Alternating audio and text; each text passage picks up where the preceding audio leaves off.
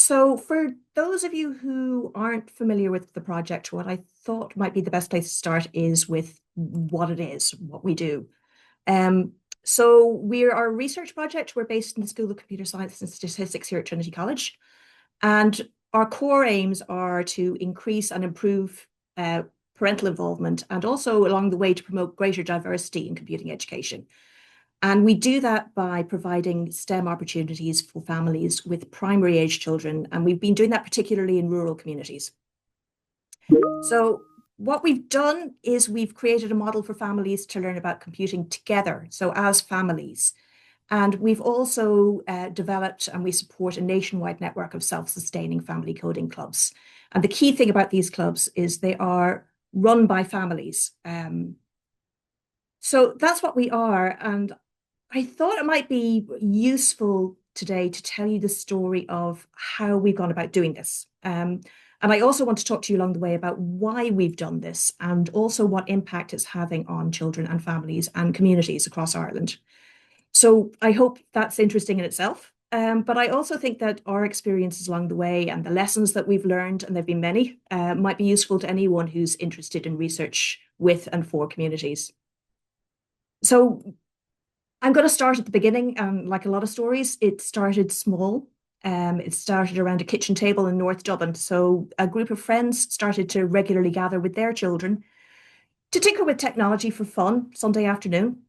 They played with coding environments like Scratch and MakeCode. They ordered some electronics like Raspberry Pis, Makey-Makeys, and they made stuff. And they had fun. In fact, they had so much fun that they decided they wanted to get other people to do it. So they talked to the children's school, which was D7 Educate Together, about volunteering to run after-school sessions in the school. And the school provided the support they needed. Newsletters went out, posters went up, and it was completely oversubscribed, long waiting lists. So they looked for further parent volunteers to help run more sessions. And that's when I became involved. And the school itself saw how successful it was and how much demand there was for it. So they asked the parents to train the teachers in the use of the various technologies and work with them to use them in class. So from this, the teachers started to get the children to create things like maths games, multiple choice quizzes, things like that. And I was watching this and I saw that just within the space of a few short years, a group of parents had gone from, tinkering with things around the kitchen table with their families to integrating coding into the curriculum of a school of over 500 students. So I'm a computer science educator. I thought that this was really, really interesting and really powerful. And, I'm also a researcher. So when I see interesting things, my first instinct is to figure out how they work and also to see if we can somehow sort of harness this power and make it work in other situations or contexts. So I guess we instinctively know that parental involvement is important. And I also had a really strong concrete example of parental involvement being important. But then I turned to the research. And unsurprisingly, I guess, there's a lot of it.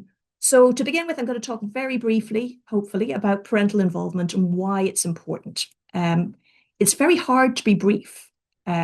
So broadly speaking, it's defined by the OECD as parents' active commitment to spend time to assist in the academic and general development of their children. But it's actually a lot more complex than that.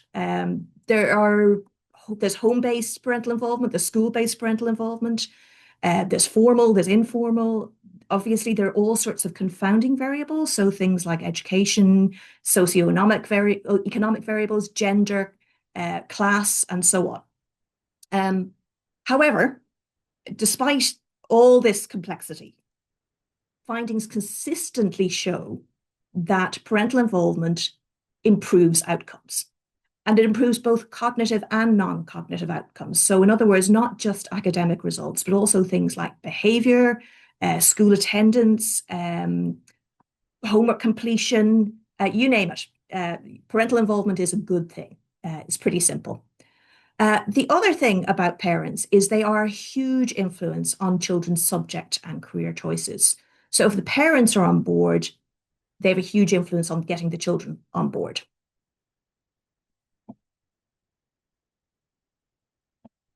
So we come to parental involvement and computing then, and it gets a little trickier. So there's been a huge growth in the importance of STEM education and in particular computer science education. We've had the introduction of computer science into the Leaving Cert. There's a new STEM curriculum coming into primary level.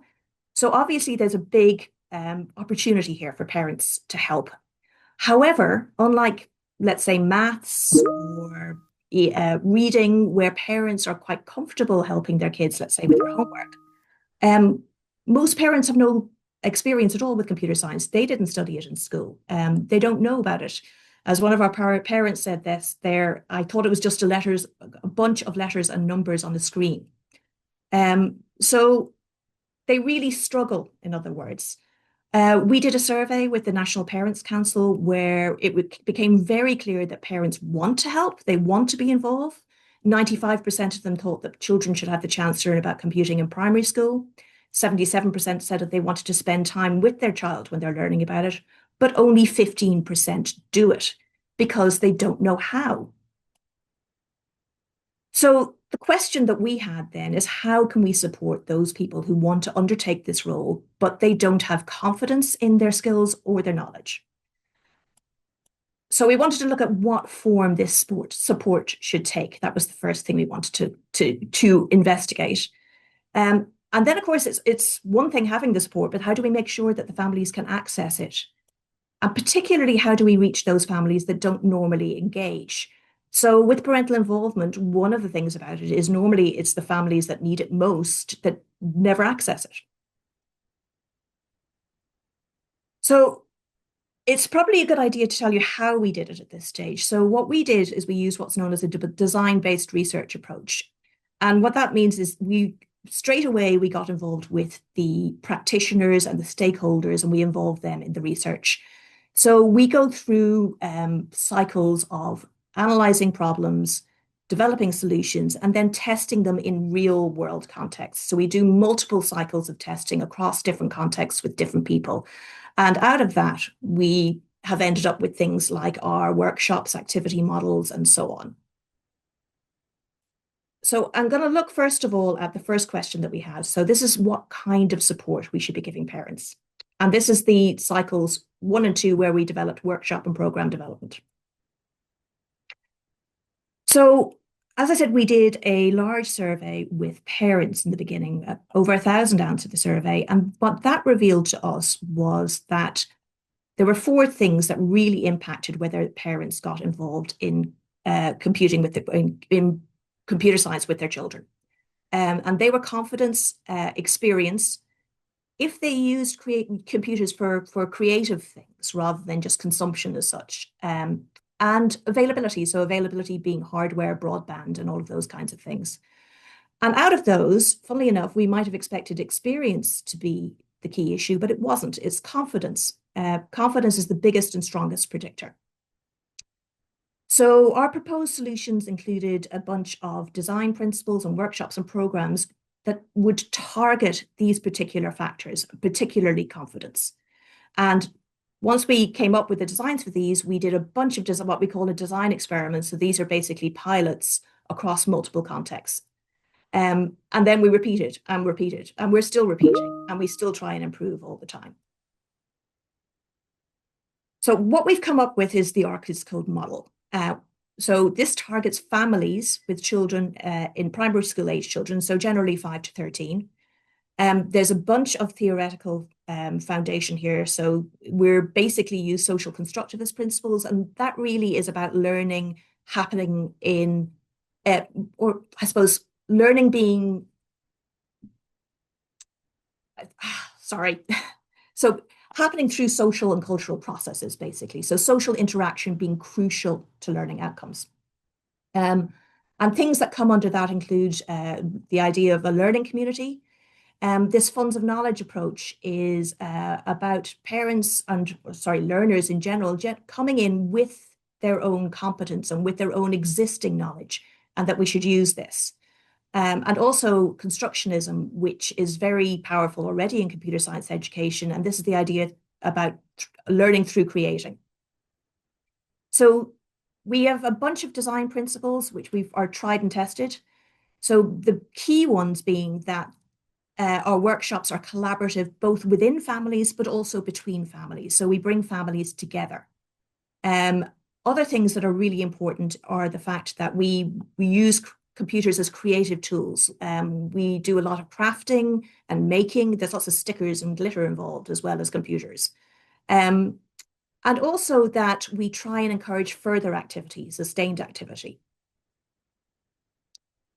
So what we actually offer at the moment are two things. One is a taster workshop, and that is basically an introductory workshop which is designed to, spark interest and make the participants realize that they can do this and also that it's fun.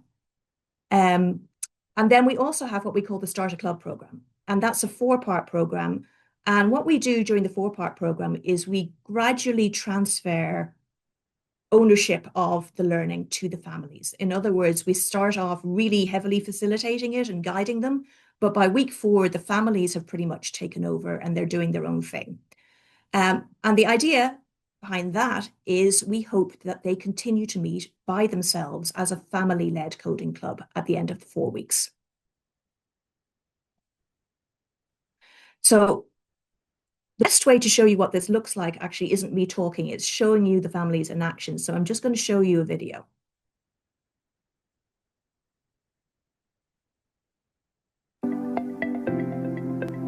Our Kids Code is a research project based in Trinity College, Dublin. We take a radically different approach to technology education by putting families at the heart of learning. Our model empowers parents to become confident in creative coding activities, working alongside their children in a fun, hands-on workshop using crafting and microbit programmable devices. Since 2021, we have been running workshops outside of school hours with families all over Ireland. We invite small groups of 6 families at a time to come together with one of our trained facilitators to experience creative coding in a fun, informal way. Our approach builds parents' confidence and offers a rewarding experience working with their child to make a game on a physical device to play together with other families on the day. We believe learning works best when families play together, helping parents build confidence with technology while supporting their children's curiosity and skills.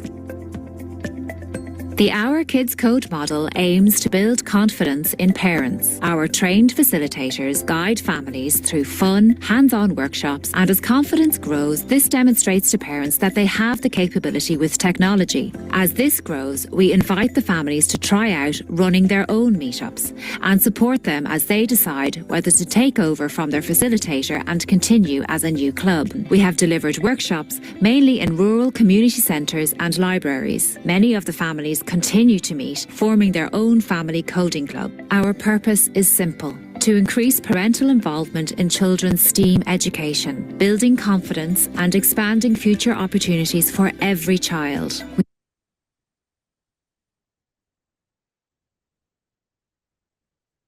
So I think that gives you a better idea what we're about. As you can see, it's fun, it's informal, it's families working together within the family and also, as I said, alongside other families.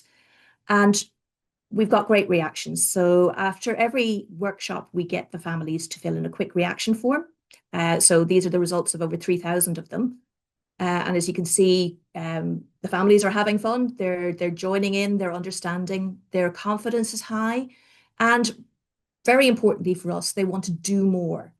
And they do more. So this is all really positive. So we were pretty confident at this stage that we had something that worked well. So the next question is, how do we make sure that parents can access it? So anyone who's familiar with the urban-rural digital divide will know that delivering these kinds of interventions is challenging in a country where half the population lives either rurally or in smaller towns and villages. So we really wanted to get out of Dublin, and that is difficult. So again, if you look at common problems and the issues with delivering these things in rural areas, there's a number of them. So often there's limited STEM resources and there's limited STEM expertise.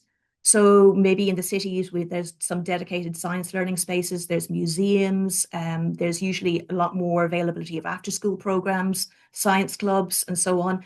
And also there's a lot more STEM professionals available to run these things. In In rural areas, there's also aging and declining populations, which means it can be hard to retain or develop community and social facilities. And there's often socioeconomic disadvantage in rural areas. And in a lot of rural areas as well, there's things like lack of broadband connectivity. So these are all barriers that we identified that we had to overcome in order to get this out there. So we were hoping that we could be part of the solution, but it turns out that, of course, we have a whole government department who deal with such issues. And also their office happens to be next door to mine, which is very handy. And they were really happy to help us grapple with this, offering us both funding and, more importantly, actually, access to expertise, access to their networks. So we've been working in partnership with the Department of Rural and Community Development. And between us, we've been building a national community-based ecosystem, bringing together lots of stakeholders. And I'm going to talk a bit about how we've been doing that. So looking at the barriers we had already identified, and one being STEM resources, what we have in this country, which is amazing, and the DRCD really wanted to take advantage of, is the National Broadband Plan. So you're probably all familiar with it. It's bringing broadband to rural areas, and it's doing so successfully. I mean, my parents in Connemara actually have higher speed broadband than I have in Drumcondra, but that's another day's rant. They also gave us access to county broadband officers. So every county council has a dedicated broadband officer who looks after digital stuff, I suppose, in their counties, whatever that encompasses. And every county has a digital strategy as well. So they could help us on the ground in each county. When it came to the fact that there's limited STEM expertise out there, there was two things here. One, we went and we trained local facilitators in all the counties that we were working in. So again, there was a facilitator on the ground working in the local community who was familiar with the local community. And the other key one, of course, is that our clubs, eventually at least, are family-led, which actually means that you don't need trained facilitators or STEM expertise, that they can be self-sustaining. The lack of access to STEM learning spaces was solved very nicely by the DRCD giving us access to their broadband connection points. So broadband connection points are public locations, and they were equipped with high-speed connectivity as part of the National Broadband Plan. The idea being, before, let's say, the fibre went the last mile to the houses, that there were places in local communities that people could access free public Wi-Fi before they were reached by the main fibre rollout. They include things like community centres and libraries and sports facilities, enterprise hubs, other public spaces. And there are over 300 of them available in rural Ireland. So these were key. We've also got access to libraries. When it came to sort of the economic disadvantage issue, the fact that we were funded both by Research Ireland and by the DRCD meant that we could offer our programme for free to families. And then if they wanted to keep going, they maintained free access to the BCPs, so they had somewhere to meet. So what all of this means is that since 2021, with the support of the DRCD, we have managed to establish partnerships with 16 county councils to deliver workshops in their BCPs. And we've also been working with schools and libraries across the country. These participation numbers are not quite up to date. We're higher than this at this point, but we have over 5,000 unique participants. We've worked in over 100 unique locations across the country. We've given over 700 at this stage facilitator-led workshops, and we've also trained over 100 facilitators. So the scaling is working out pretty well. So I want to talk a bit about the sustaining part of this. So what's been really great is the fact that 32% of the groups that we did the 4-part or the Starter Club program with met again at least once by themselves. And 25% of those groups met again at least 5 times. So clubs are emerging from this program, and we've been really, really pleased with that. So it's not just the fact that we've had over 5,000 participants. It's the depth of the participation for some of those who come back again and again. And some of our clubs are now over 2 years old, and they continue to meet.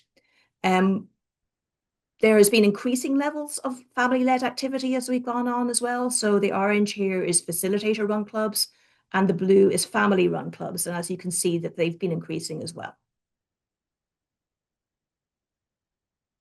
So in order to support the clubs, we've done things like run webinars, we've created new projects that they can use, we've produced materials, we've done some training, and we also try and have some events to kind of keep up against, I guess, the enthusiasm and so on. So we had a big family STEAM fun day in late 2024, where we had over almost 150 adults and 188 children.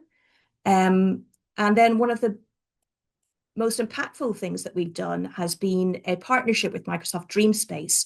And that gives the clubs an opportunity to take part in their Dreamspace showcase. And again, I think a video is probably best here to show you what that's about.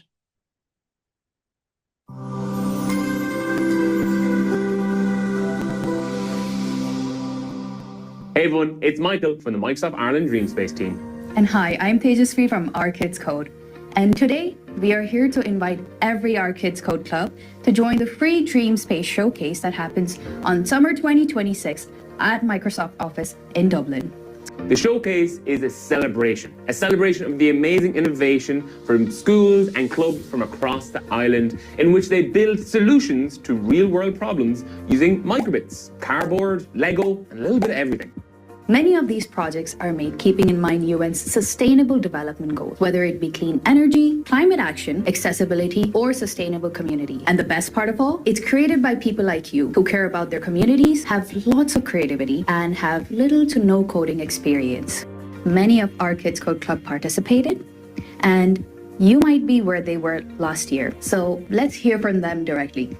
Hi, my name is Claire. I'm a parent and a facilitator with OurKidsCode. We call ourselves the Ballindang Coders. Last year, when we heard about Dreamspace, honestly, we were hesitant, especially the adults. The children were like, whoa, great trip to Dublin. We really felt like we were novices walking into the Olympics of coding. A few months later, when we were participating in Council's Spring Clean Week, got us thinking, how could we make picking up rubbish more fun? What did you make for your Dreamspace project last year? Coding rubbish. Coding rubbish. Little because I did the coding.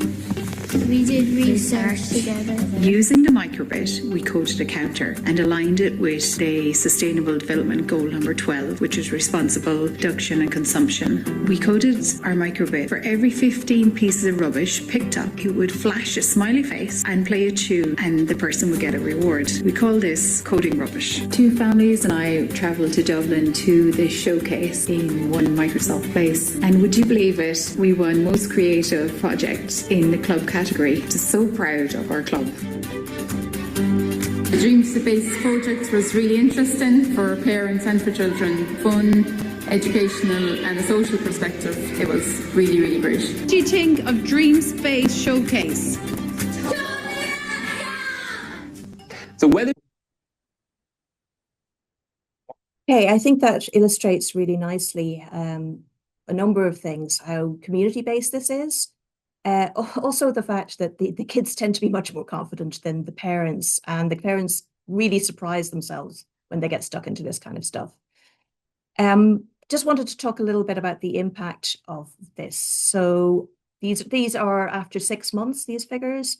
So 83% of participants report that they have increased confidence with computing, which is great.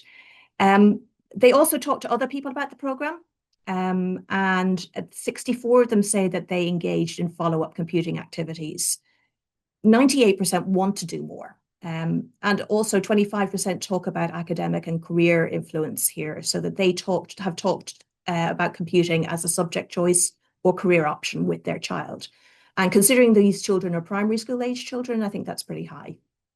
But a lot of the impact as well isn't just about computing. It comes over very strongly from the parents about how much it's about community, and it's about fun, and it's about working with other families, which is great. And also that's just the processes and the way they work together. So, this one here, the purple one, the younger ones worked away on that. We come back together, decide on our next steps. So it's all about organizing things and delegating and splitting up the tasks. So it's a lot broader, as I said, than just computing.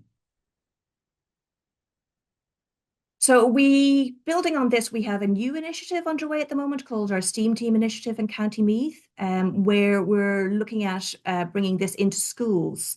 So we've done some work with schools over the years, but we've been concentrating on the BCP rollout. But we're looking in County Meath about setting up OurKidsCode clubs in schools with a particular view to them being able to support the introduction of the new STEM curriculum. We're also trying to get the teachers and the principals involved in this. So I said that's at a pilot stage. We've worked with 3 schools already, and we've literally just recruited another. It's supposed to be 20 additional schools, but I think we have more than that on the list at the moment. So we're not quite sure what we're going to be doing with that yet. But it's good news that so many people are interested. So the final question was then, how do we reach families that don't normally engage? And this is our current research cycle. So as I said, often with parental involvement, it's the families that most need it that are the hardest families to reach. But we did have a lot of success reaching what we've called geographically marginalized families. And we wanted to learn from that and see what else could be done. We knew that partnering with community organizations was really key to this. So that's the tactic that we've taken here. So I'm going to talk a little bit about gender, since that is something that we have actually covered. So the problem of the lack of women in STEM is really well known. Computer science is particularly bad. But we noticed very early on that we seem to be bucking this trend. And without us even paying attention to it, we found that most of our participants were female. And what that was particularly striking was in the parents, so the female adults. So while the children were pretty evenly split, there were far more mothers getting involved than fathers, which was really interesting.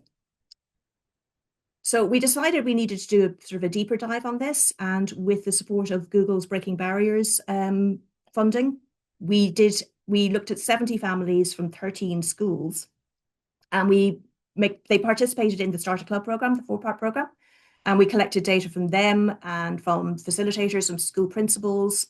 And they showed really that this is a great way to reduce gender gaps in computing education. So what was really interesting about it, I suppose, though, was, again, the mothers. So the girls already demonstrated strong enthusiasm, and they were really, persistent. They were confident already. There wasn't that much difference between the girls and the boys at that age, but mothers were, there at the beginning, their confidence was very low, and by the end of the 4 weeks showed notable gains.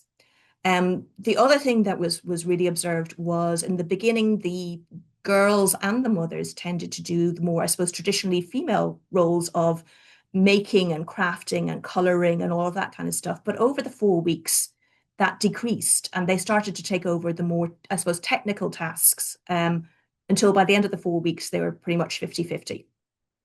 So very promising for that.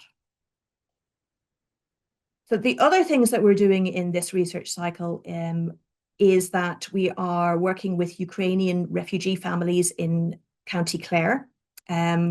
This is a really interesting bunch, because a lot of the refugee families are that. They're mothers and children. And there's a very high proportion of them in County Clare. In fact, rural Ireland has a lot of refugee families generally. So this sort of intersects nicely with our previous work.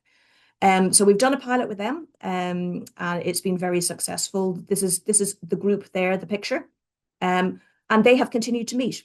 So they have been meeting weekly, actually. They're a great bunch. And 2 of the mothers are going to have done facilitator training, and they're going to come on board as facilitators.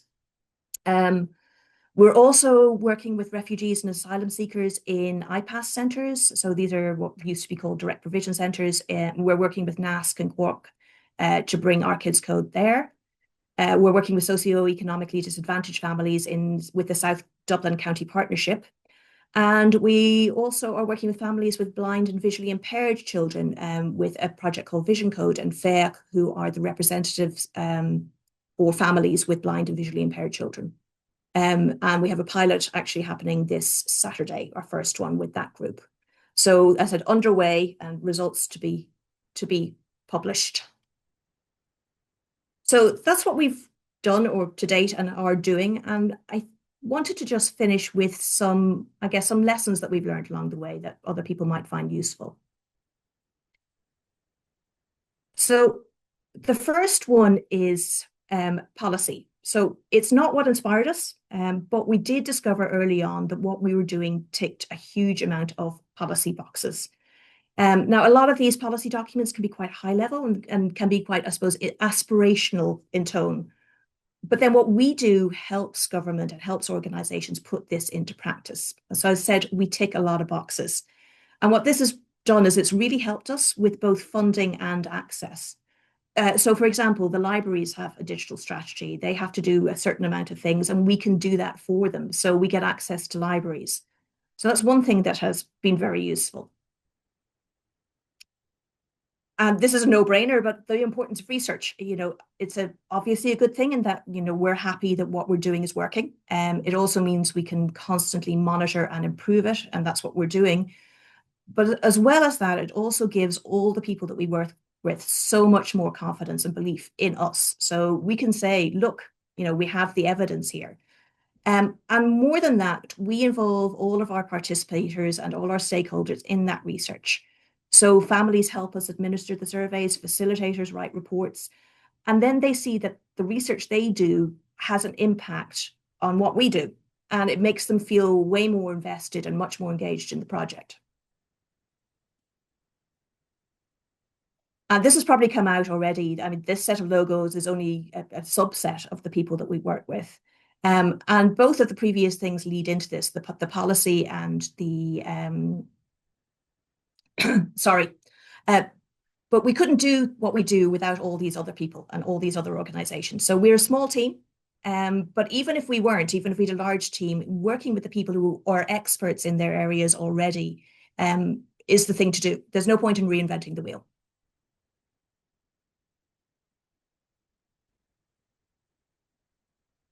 And there's the importance of co-creation. So this is really everything that we've done with the people, with the participants, with the stakeholders. And all the design has happened with them. So, and it needs to be done at all levels. So not just the workshop or the program, but also the rollout, also in the support. Because one thing that we've learned is that there is no such thing as one size fits all.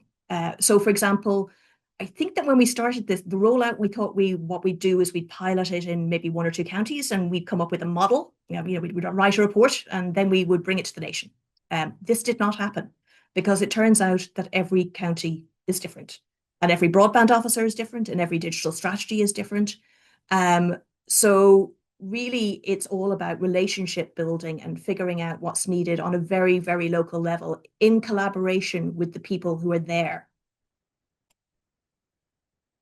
And finally, the importance of the OurKidsCode team. Obviously, they're, as I said, small but mighty. None of this work would have been possible without them and their belief in what we do. So I'm going to end with thanking them and also with thanking you for listening. So, and I will stop sharing. Nina, thank you very, very much, genuinely. There was so much kind of richness in what you shared there, and what I kind of love most is how grounded it all is. It's research, yes, but it's also about families, it's about community halls, it's about the rural broadband points, it's the kitchen tables. It kind of feels real. And I suppose, Louise, I know a lot of this comes alive because of the work on the ground, which I think is a great aspect to the, I suppose, conversation. So I might just start by a couple of questions. I might direct my first one to yourself, Nina. One thing that really kind of stood out was, I suppose, the confidence you mentioned. Parents who feel or have a feeling that they're, unsure or maybe a little bit intimidated by technology. Is there a point in the workshop where you can see that kind of shift happening, where, a parent goes from not being a kind of a tech person to actually, hang on, maybe I can do this? I'm just curious about what that looks like from your perspective. Yeah, I think a key point is when they, as one of the reasons we get them to make something and make something tangible, we don't tend to do just screen-based work. I said there's a lot of crafting. They tend to make wearables, or they make a dance mat in one, they make a cuddly toy in another one. But the key point in the workshop tends to be when they get it to work at the end. There's just they download the thing onto the microbit or whatever it is, and it lights up, and it's like, oh my God, we did it.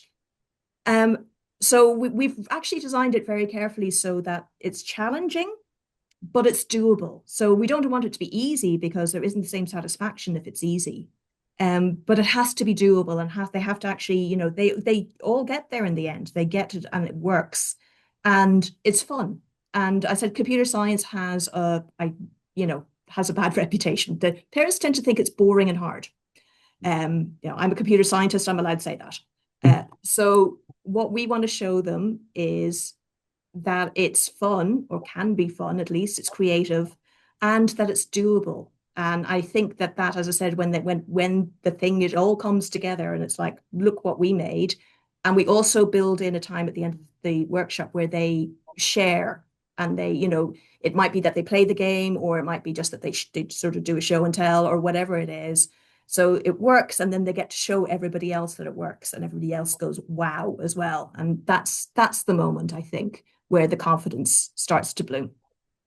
And Louise, from your perspective, would it be the same kind of moment, or is it during maybe the making or the collaboration, or maybe the aha moment, or maybe it's something maybe along a break time where people are coming together and chatting? What's the moment for you in terms of from a practical perspective?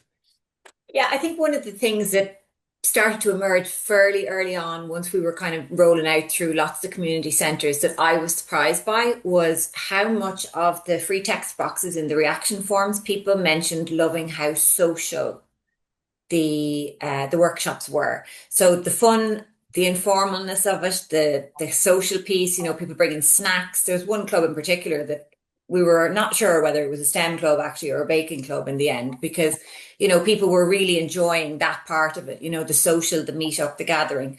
So I think parents seeing their children in a very different light is a really interesting thing to observe. So very often we've had children who maybe aren't wired for sport. They just never really got into it. They're just not loving it. And they're in seriously rural areas that don't have much access to anything else, maybe except the GA. And parents coming in and seeing their kids behaving like they belong, enjoying themselves and feeling confident, showcasing their work, speaking about what what they're doing, getting up and helping other children. I've literally seen parents going, I have no idea who that child is. I don't know who he is. He's a different child, so that's wonderful. That's really wonderful. And Nina, I love that your model is built on kind of, I think it mentioned 9 kind of design principles, especially kind of the idea of making meaningful artifacts and celebrating kind of outcomes. It's such a kind of a lovely anecdote, to the usual sit at a screen and follow instructions. I'm just wondering, in terms of your own experiences, from the research kind of angle, what principle kind of had the biggest impact on families who began kind of the journey feeling kind of quite uncertain about the whole, I suppose, experience? I think that's actually a really simple question. It's the collaboration. It's collaborating within the family and collaborating with other families. So we very much, we're not, our facilitators aren't teachers. They go in there and they, they're not computing experts most of the time. They're usually very good facilitators and trained facilitators, but they're not computer scientists.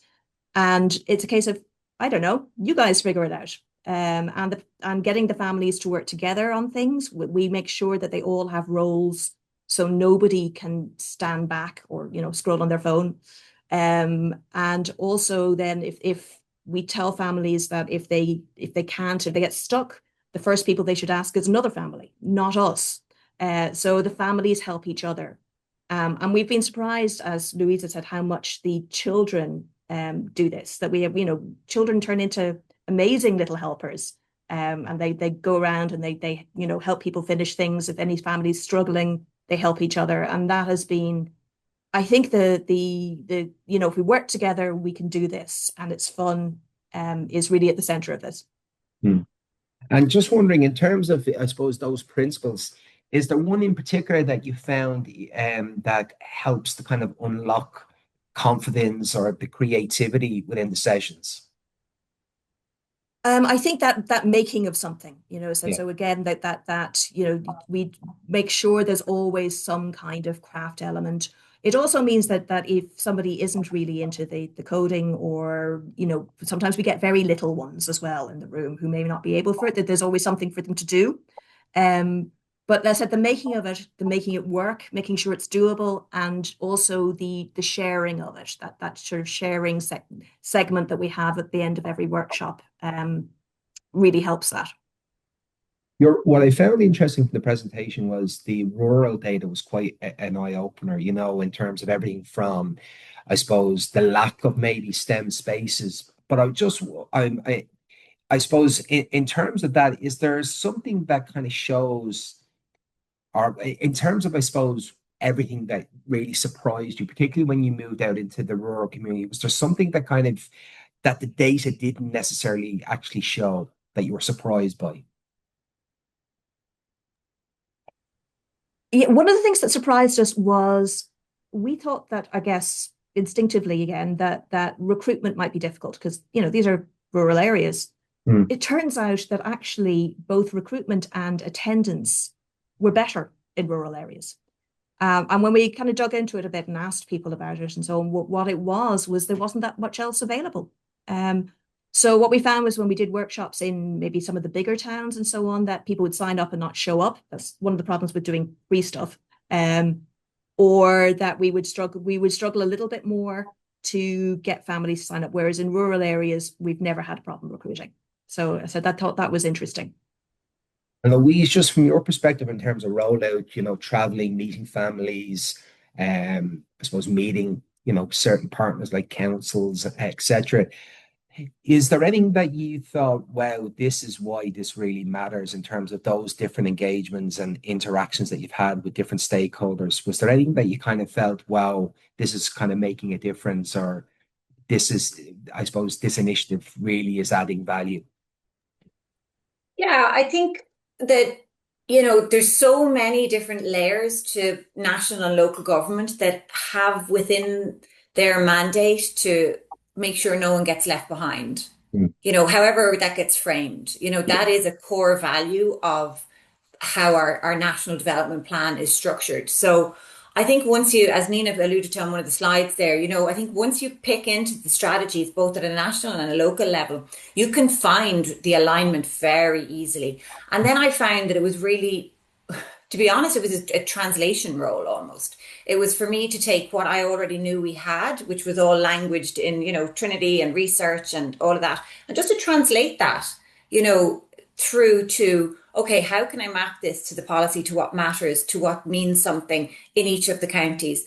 And also, I think I was really surprised by just how different each county council is and how differently they operate, and how, the constraints and the opportunities within each council could be wildly different. And, that just takes time to navigate that. And it's all relationship led, the time that we've spent building those relationships with the broadband officers, and and then the relationships with the community centre managers, with the BCPs, and then there's the relationships with the families or the local principals. So there's a whole web of relationships that you're trying to build all the time. And that relationship building brings the trust that allows us then to go into communities. But also, as Nina mentioned, having a local facilitator has been critical for us as well, and really supporting and training those facilitators to feel very confident in running the program, and for us to have confidence in them knowing their local area, their context, and for them to be able to feed that back to us in terms of how we should approach that community. That's been critical. Nina, the Start a Club program, for me, I thought is quite a clever model, gradually kind of stepping back as families kind of step forward. I imagine that handover moments must be quite emotional in a way. And I'm just wondering, how does that transition look from a research perspective? And I suppose a follow-up question to that would be, what changed when a group suddenly started to say, we actually can do this ourselves? Yeah, I think from a research perspective, the interesting question is why do some groups make it and some groups not? And it's a knotty problem. We have looked into this. We get our facilitators to write reports. We've gone to some of the successful clubs and asked them sort of, why do you think you're doing this? And we've got all sorts of interesting answers, and we've put them, we've improved the model to make it more effective and so on. But a lot of the time, it's people. When it comes down to it, unfortunately, people are messy, so we can't just, hit a switch and they'll do something. So like often there's one or two people who've come along to the program and they're that kind of person. They're the kind of person who is also probably running the PTA and the local GA club and the tidy towns and the whole lot. And they have been, and some of them are absolutely incredible people. So that from a research perspective, that's been one of the toughest things to try and figure out. We are, for example, though in our Meath, the one that we're doing in schools in Meath that we're just starting, we're building a 2-week gap into the model between after week 4, we're going to go away for 2 weeks and we're going to come back. So that's just based on I said previous research and trying to figure out what helps.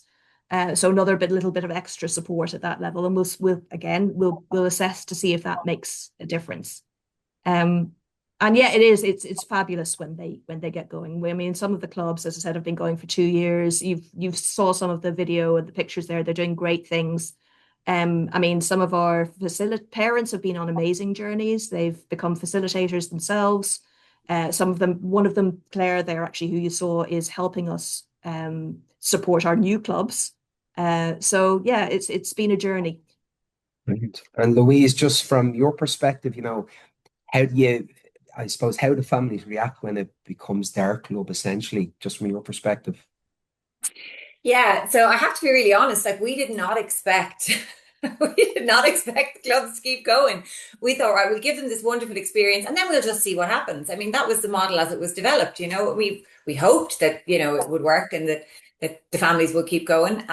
So we were surprised with the numbers that did keep going. So we were caught a little bit on the back foot, to be honest with you, because we had these clubs emerging and it was just me and one other part-time staff member. Like, what are we going to do? How are we going to support these clubs? Wow, that's what much bigger scope to what we were actually originally intending to do.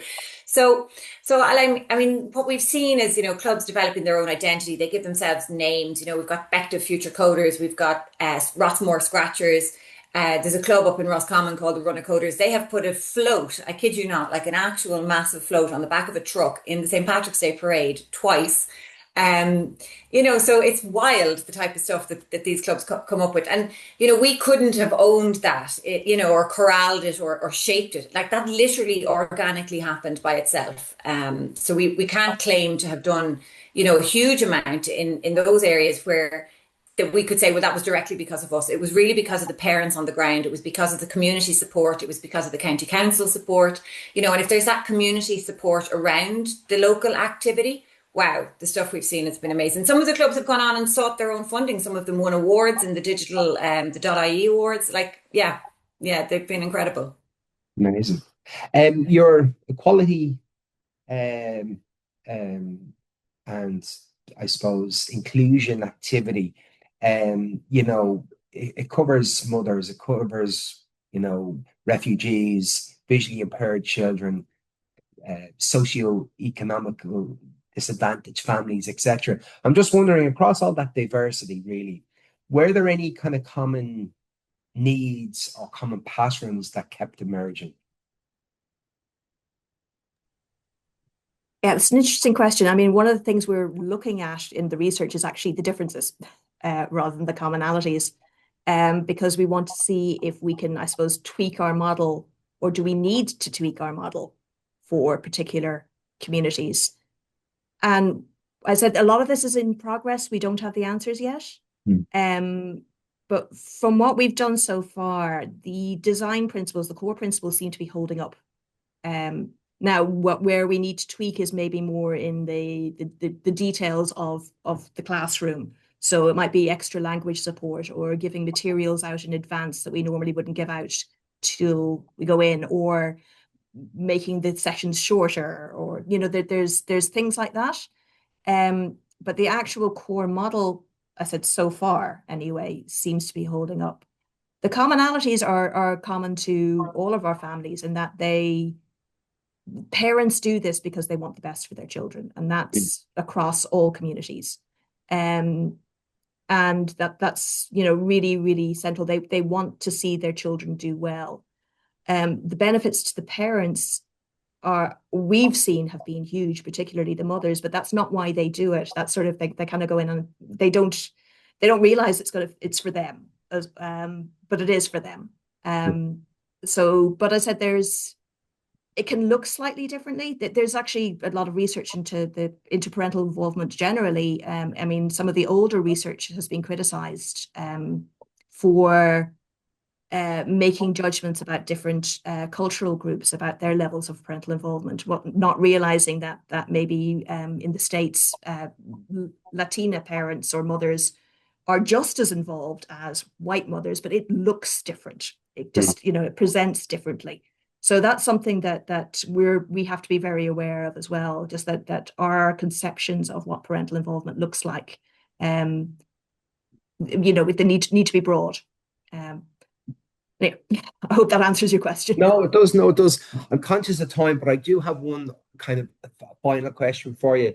You're scaling across counties, libraries, etc.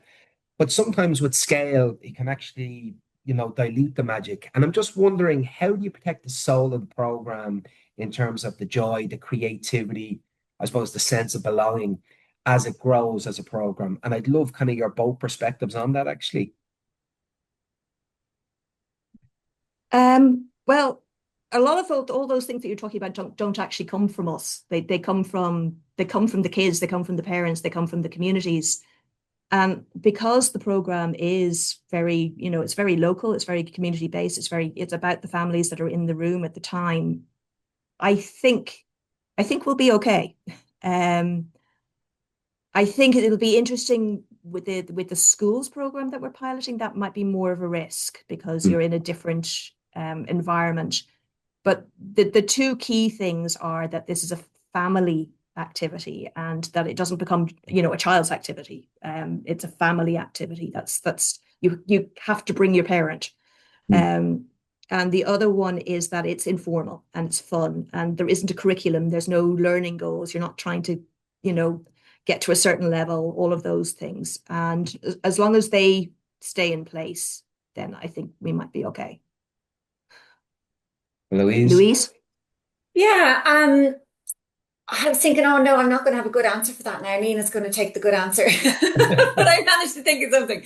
I think for me anyway, and I think that we haven't maybe said this in already, which we've said it a little bit, but I think that we have very clearly stated values in our kids' code. We've developed them over time. Some of them were there from the beginning. They just got named and they have emerged and evolved. And I think that those values are really well embedded in our facilitators. So we have a very rigorous training process for our facilitators.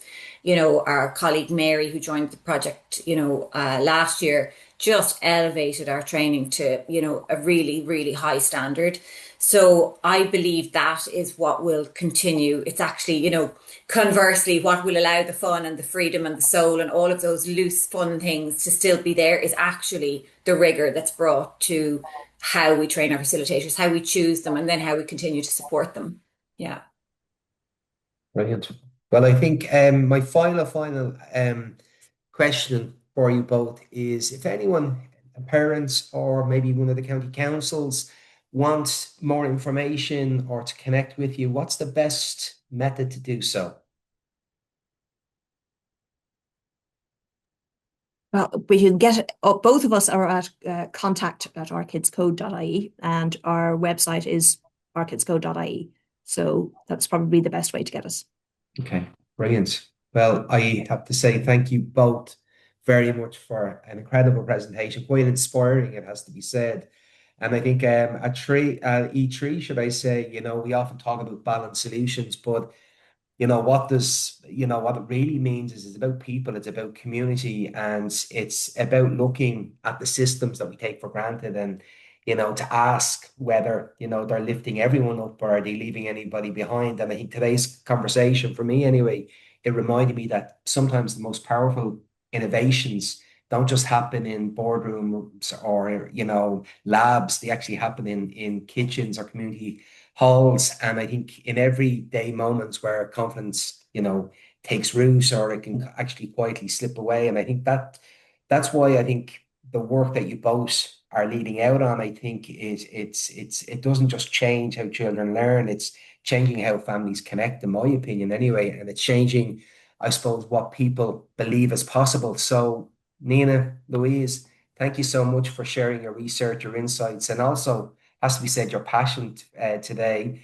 And once again, thanks to everybody who's joined us, and those who submitted questions. And just before I let everybody go, just to let everybody know that our next event is on Friday, the 27th of March. It's from or with Dr. Philip Lawton, who will be talking about governance in relation to smart cities, so talking about policy and urban development.